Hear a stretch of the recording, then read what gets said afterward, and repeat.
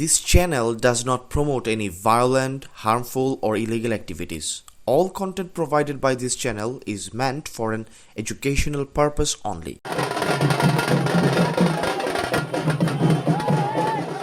15 বছরের দাপুটে শাসনের অবসান, নবান্ন থেকে বিদায় নিলেন মমতা বন্দ্যোপাধ্যায়, আর পশ্চিমবঙ্গের মসনদে বসল গেরুয়া শিবির। গল্পটা শুরু হয়েছিল লড়াই দিয়ে। 2007 সালের নন্দীগ্রাম আন্দোলন। বুদ্ধদেব ভট্টাচার্যের বামদুর্গ ভাঙতে মমতার পাশে পাহাড়ের মতো দাঁড়িয়েছিলেন শুভেন্দু অধিকারী। তখন তারা ছিলেন অবিচ্ছেদ্য। 2011 সালে মমতার নবান্ন দখলের অন্যতম কারিগর ছিলেন এই অধিকারী পরিবার। মেদিনীপুর থেকে মুর্শিদাবাদ মমতার হয়ে মাঠ চষে বেড়াতেন শুভেন্দু। কিন্তু 2019 সালের লোকসভা নির্বাচনের পর থেকে সুর কাটতে শুরু করে। নেপথ্যে ছিল দুটি বড় কারণ। প্রথমত, মমতার ভাতিজা অভিষেক বন্দ্যোপাধ্যায়ের দলে দ্রুত উত্থান। শুভেন্দু মনে করেছিলেন দীর্ঘদিনের ত্যাগী নেতাদের ডিঙিয়ে অভিষেককে বাড়তি গুরুত্ব দেওয়া হচ্ছে। আর দ্বিতীয় কারণ ছিল প্রশান্ত কিশোর বা পিকের এন্ট্রি। দলের সাংগঠনিক বিষয়ে পিকের খবরদারি মেনে নিতে পারেননি মেদিনীপুরের এই ভূমিপুত্র। 27 নভেম্বর 2020 মন্ত্রিত্ব ছাড়লেন তিনি। 16 ডিসেম্বর বিধানসভা থেকে ইস্তফা। আর 19 ডিসেম্বর মেদিনীপুরের মাটিতে দাঁড়িয়ে অমিত শাহের হাত ধরে মেটালেন রাজনৈতিক জীবনের সবচেয়ে বড় বাজি, যোগ দিলেন বিজেপিতে। ঘোষণা করলেন এবার দিদিকে হারাবই। রাজনীতিতে শেষ কথা বলে কিছু নেই। 2021 সালে নন্দীগ্রামে মমতাকে হারিয়ে যে ক্ষতের সূচনা করেছিলেন শুভেন্দু, 2026-এর নির্বাচনে তার পূর্ণতা পেল। এবার মমতার শেষ ঘাঁটি ভবানীপুর থেকেও তাকে উপড়ে ফেললেন শুভেন্দু। যে নবান্ন মমতা সাজিয়েছিলেন সেখানে আজ ফুটল পদ্ম। কিন্তু অবাক করা বিষয় হলো, ওপার বাংলার এই পট পরিবর্তনে এপার বাংলায় অর্থাৎ বাংলাদেশও বইছে আনন্দের জোয়ার। বিশেষ করে আওয়ামী লীগের তৃণমূল পর্যায়ের নেতাকর্মীদের মধ্যে এক অভূতপূর্ব উল্লাস দেখা যাচ্ছে। কিন্তু কেন?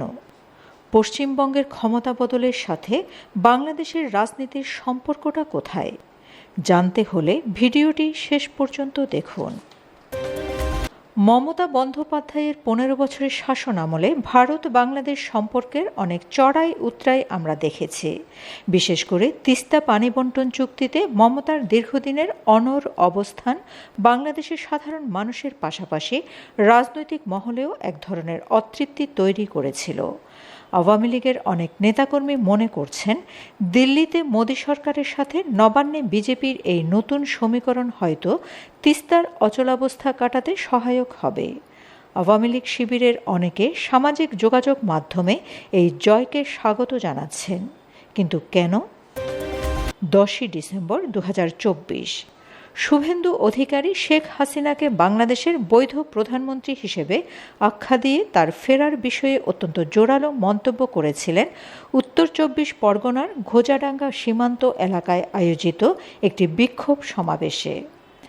বাংলাদেশের সংখ্যালঘু হিন্দুদের ওপর নির্যাতন এবং বঙ্গীয় হিন্দু রক্ষা সমিতির ডাকে আয়োজিত এই কর্মসূচিতে যোগ দিতে গিয়ে তিনি এসব মন্তব্য করেন।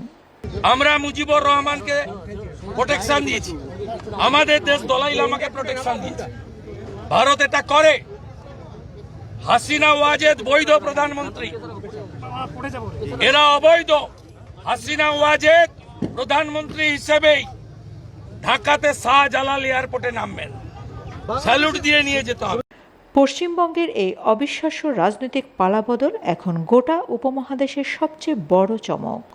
একদিকে মমতার অবিস্মরণীয় অধ্যায়ের সমাপ্তি, অন্যদিকে বিজেপির নতুন দিগন্ত। দীর্ঘ 15 বছর পর ওপার বাংলার এই পরিবর্তন কি সত্যি এপার বাংলা তথা বাংলাদেশের সঙ্গে ভারতের কূটনৈতিক অচলায়ন ভাঙবে? এবার কি তিস্তার জল বাংলাদেশে গড়াবে, নাকি এটি কেবলই রাজনীতির গাণিতিক সমীকরণ? আপনাদের মতামত কমেন্ট বক্সে অবশ্যই জানাবেন। Shamima Chowdhury Shammi, BNA news 24। আমার সোনার বাংলা, আমি তোমায়